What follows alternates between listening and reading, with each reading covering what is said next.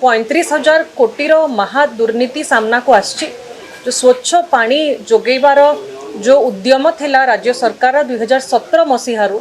स्वच्छ पानी छाड़ी दिंतु लोक माने बहुत खराब अवस्था बहुत खराब पानी पाउछंती गाँव रे